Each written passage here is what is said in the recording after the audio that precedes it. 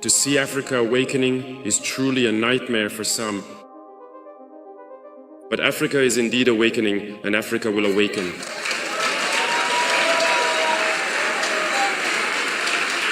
We are not going to be complicit. In their deepest and most sincere wishes, the wish to see Africa become the reality of what they have thought and said about Africa, namely, a land of slaves, a cursed land. We will not be complicit and go along with them so that what they think becomes a reality. We will tell them that Africa is a continent of hope, a continent of fighters, and Africa is a continent of the future. In recent years, Burkina Faso has usually appeared in the news for all the wrong reasons: insecurity, sanctions, political tension, and regional instability. Rarely has it been discussed as a place where long-term economic planning is actually happening. That perception, however, no longer matches reality. Beneath the noise, Burkina Faso has entered a phase of heavy, coordinated construction that is reshaping how the country moves, connects, and powers itself. By 2026, multiple large-scale projects will no longer be proposals or announcements. They will be funded, contracted, and physically underway. Roads, railways, digital networks, and energy systems are being built together, not in isolation. This matters because development does not fail from lack of ideas. It fails when bottlenecks are ignored. What follows is not a list of promises, but a breakdown of how Burkina Faso is removing those bottlenecks one by one, in a deliberate sequence that few expected and even fewer anticipated. So, how is Burkina Faso going to look in 2026? Let's find out.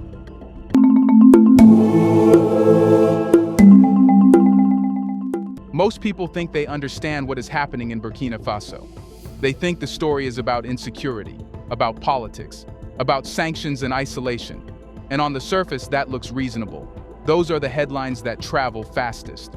But that surface story completely misses what is happening underneath, where the real decisions are being made. Because while attention is fixed on speeches and statements, Burkina Faso has been busy doing something far less visible and far more consequential. It has been rebuilding the basic machinery of the state. Not all at once, not randomly, but in a very specific order that tells you a lot about how serious this phase actually is. Here's the key thing most people miss. Countries do not collapse because they lack ambition.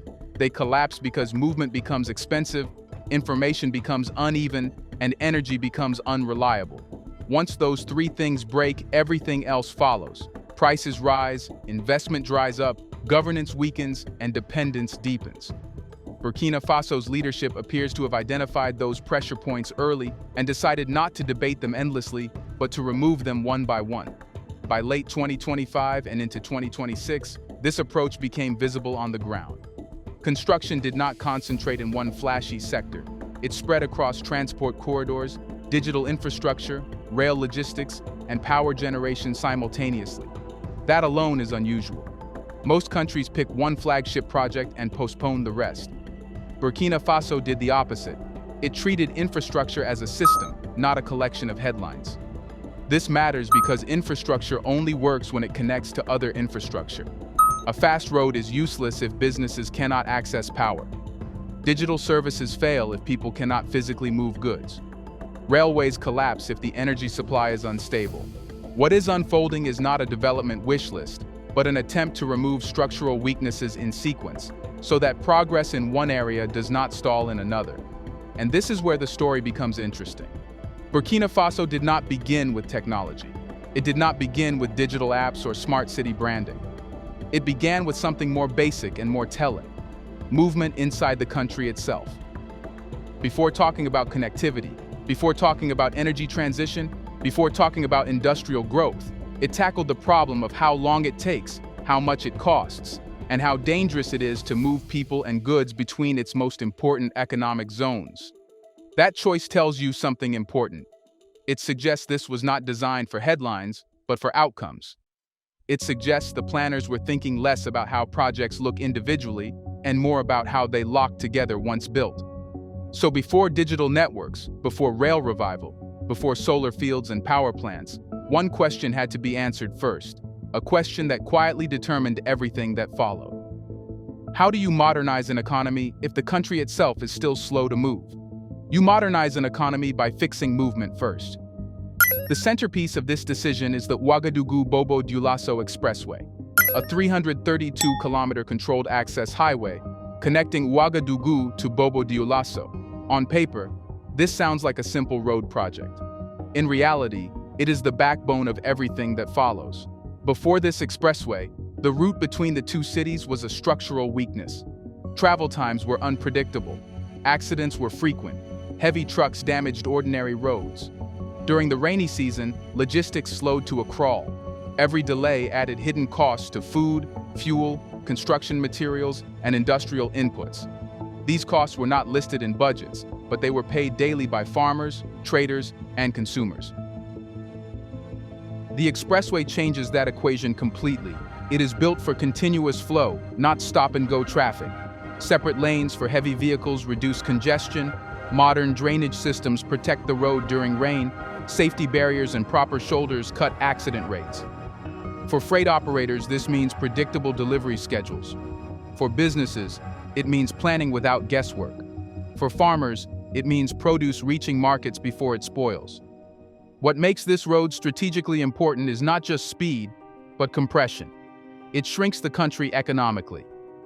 When two major cities are reliably connected, they stop behaving like separate markets and start functioning as a single system. Labor moves more freely. Goods circulate faster. Prices stabilize. Investment clusters along the corridor, instead of concentrating only in city centers. Already, land along the expressway is changing value. Logistics depots, warehouses, processing facilities, and service hubs are emerging because the risk profile has changed. Investors do not need incentives to follow infrastructure. They need certainty. This road provides that certainty. And because Burkina Faso is landlocked, internal efficiency matters more than coastal access. Every dollar saved inside the country strengthens competitiveness at the border. The expressway does not just move goods faster, it reduces the penalty of geography. But here is the critical point. Roads only solve half the problem. They move physical goods, but modern economies also depend on moving information, payments, services, and decisions instantly. Without that layer, faster roads simply carry old inefficiencies more quickly, which raises the next unavoidable question. Once movement was fixed, what did Burkina Faso tackle next to make sure people and markets were no longer invisible? Because even the fastest highway is limited if large parts of the population remain economically unseen. Before 2026, hundreds of communities in Burkina Faso lived inside what policymakers call white zones, areas with no mobile signal, no broadband, and no access to digital services. These were not just connectivity gaps. They were economic blind spots. No mobile money, no online education, no digital health services, no way to interact with the state without physical travel. That problem quietly undermined everything else. Farmers could reach markets faster on new roads, but still lacked price information. Small businesses could move goods, but not receive digital payments. Citizens could physically travel to cities, but still face bureaucratic bottlenecks because services were not online. Infrastructure was improving, but participation was uneven. The Zero White Zones initiative was designed to remove that barrier entirely. The goal was not partial coverage or symbolic expansion, but full territorial inclusion. By 2026, the program targeted more than 750 previously unconnected communities, deploying telecom towers in rural and low-density areas that private operators had long avoided. At the same time, fiber optic backbones were extended outward from urban centers, ensuring that rural connectivity was not dependent on weak relay systems. But connectivity alone is useless if everything still routes through external systems. That is why Burkina Faso also invested in mini data centers to localize traffic, reduce latency, and increase resilience. Government services were digitized alongside the rollout, allowing people to actually use the network, filing documents, accessing records, and interacting with institutions without losing days to travel. This was backed by over $109 million, signaling that this was not a pilot project or donor experiment. It was a structural shift. Once communities came online, economic behavior changed almost immediately. Farmers accessed real-time market prices, mobile payments replaced cash bottlenecks, Students accessed digital learning materials. Health workers communicated faster. Local administrations became more responsive because they could finally see and manage their jurisdictions digitally. The state gained something equally important: visibility. When a government can communicate digitally with its entire population, enforcement improves, service delivery improves, and planning becomes data-driven instead of assumption-based. However, one constraint remained. Roads and data networks move goods and information, but they do not solve the problem of cost at scale. Bulk commodities, industrial inputs, fuel, and exports were still dependent on trucks, flexible but expensive, which leads directly to the next question Burkina Faso had to answer if industrial growth was to be taken seriously. How do you reduce national logistics costs when trucks alone are no longer enough? Let's pause for a second to say, big thank you to the Black Culture Diary community, where Black voices, stories, and legacies are preserved and amplified. By becoming a member, you're not just supporting the channel, you're becoming part of a powerful cultural movement. Let's continue. For years, Burkina Faso relied almost entirely on trucks to move everything: fuel, cement, fertilizer, grain, construction materials, and exports. Trucks are flexible, but they are expensive at scale. Fuel costs fluctuate. Road wear is constant. Long-distance haulage adds hidden inflation to every product. For a landlocked country, that model quietly punishes growth. That is why, starting in 2026, Burkina Faso launched a $53 million railway rehabilitation and expansion program, with priority given to strategic corridors such as the Abidjan-Kaya line. This corridor matters because it links inland production zones to Atlantic ports through Côte d'Ivoire, restoring a route that once carried the backbone of regional trade. Rail changes the economics immediately. Cost per ton drops sharply compared to road transport. Bulk goods move in large volumes with predictable schedules. Fuel consumption per unit falls. Delivery timelines stabilize. Industries that were previously marginal suddenly become viable because logistics stop eating their margins. But the rail strategy goes deeper than transport. Burkina Faso is not just rehabilitating tracks, it is rebuilding capability. Facilities for maintaining rail infrastructure and rolling stock are part of the plan, reducing dependence on foreign contractors and creating a base of skilled technical labor. This is how infrastructure turns into industrial policy without being labeled as such. The effect on planning horizons is critical. When rail exists, investors think long-term. Agro-processing expands because inputs and outputs are reliable. Mining operations scale because bulk export routes are secure. Manufacturing clusters emerge because inbound materials arrive on time and at a lower cost. Rail locks in behavior. Once industries organize around it, they do not easily leave. Rail also complements the expressway rather than competing with it. High-value, time-sensitive goods move by road. Heavy, low-margin bulk goods move by rail. Together, they form a balanced transport ecosystem instead of a single, overloaded mode. However, all of this still rests on a fragile assumption that the system will have enough reliable electricity to keep moving. Trains, data centers, telecom towers, and industrial facilities all depend on stable power. Burkina Faso knew this from experience. Infrastructure without energy collapses into underuse. So once transport costs were addressed, another bottleneck demanded attention, one that could not be postponed any longer. Where would the electricity come from to power this expanding system without repeating past failures? Here's a reminder to please like and share the video and subscribe to our channel to watch more videos on Black culture, history, civilization, and identity. Let's continue now. For years, power supply was one of the country's most fragile points. Imported fuel meant exposure to price shocks. Thermal plants meant high operating costs. Grid instability meant outages that quietly sabotaged factories, hospitals, telecom towers, and even water systems. You could build roads and rail, but without reliable power, everything stalled. So in 2026, Burkina Faso went for scale and engineering, not symbolism.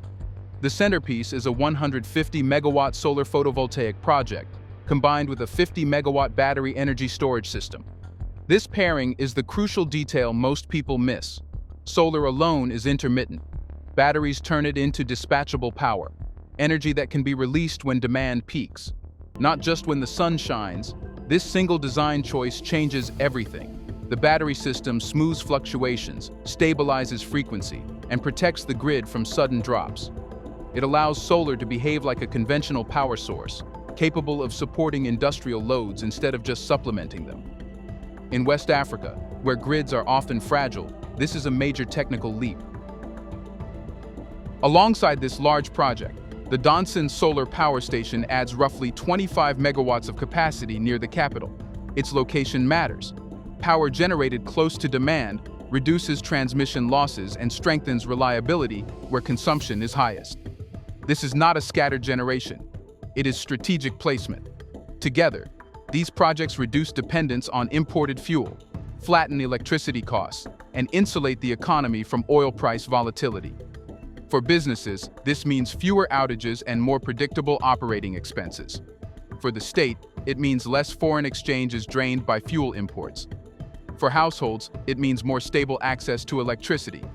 But Burkina Faso did not make the mistake of assuming renewables could instantly carry everything. Grid-scale solar, even with storage, needs time to integrate fully. Demand in urban centers is rising fast. Industrial zones are expanding. Hospitals, data centers, and rail systems cannot afford instability during the transition. This is where the energy strategy shows its realism. Renewables were built to change the future, not to gamble with the present. The planners understood that transition fails when reliability collapses. Which brings us to the final piece of the puzzle, the one designed to hold everything together while the renewable system scales. How did Burkina Faso guarantee uninterrupted power while shifting its energy model at the same time? In 2026, a 119-megawatt power plant was contracted for Wagadugu under a 20-year power purchase agreement with AXA Energy. This project is not about expansion for expansion's sake. It exists for one reason: grid stability. As roads accelerate trade, rail cuts logistics costs, digital networks increase demand, and solar projects feed into the grid, electricity consumption rises faster than renewables alone can safely absorb in the short term. Hospitals cannot shut down at night. Data centers cannot pause during cloud cover. Rail systems cannot stop because batteries are cycling. Baseload power is what keeps everything running while transitions happen. This plant provides exactly that. It delivers continuous, predictable electricity to the capital and surrounding industrial zones, eliminating the risk of load shedding during peak demand. That stability is what allows factories to operate on fixed schedules, telecom towers to stay online, and public services to function without disruption. What makes this decision important is timing. Burkina Faso did not wait for outages to force its hand. It did not postpone reliability in favor of optics. It built stability in parallel with transformation. Solar and batteries handle long-term cost reduction and energy independence. Thermal baseload handles present-day demand and grid resilience. One does not cancel the other, they reinforce each other. This layered approach prevents a common failure seen elsewhere: ambitious renewable rollouts collapsing under unreliable grids. By securing baseload power first, Burkina Faso ensured that renewables could be added safely, not desperately. The grid grows stronger instead of more fragile. When you connect everything, the sequence becomes unmistakable. First, the country fixed movement with an expressway. Then it erased digital blind spots. Then it cut logistics costs with rail. Then it restructured energy using solar with storage. Finally, it locked the entire system with baseload power so none of it collapses under pressure. Nothing here is accidental. Nothing is decorative. Each step removes a specific constraint that previously held the economy back. Together, they form a development model that does not rely on short-term aid cycles or fragile policy promises. It relies on infrastructure that is expensive to reverse and difficult to sabotage. Which leaves the final question, not about Burkina Faso, but about everyone watching it happen. Are others paying attention to what Burkina Faso just built, or will they only notice once the results can no longer be ignored? Let us know in the comment section. Did you know all this about Burkina Faso? Do you want to watch more videos like this one? If so, subscribe to our channel and press the bell icon next to it. We have decided to bring videos on something nobody talks about: the Black culture, civilization, history, and evidence about how glorious Blacks have been. Thanks for watching, and until the next video, stay tuned.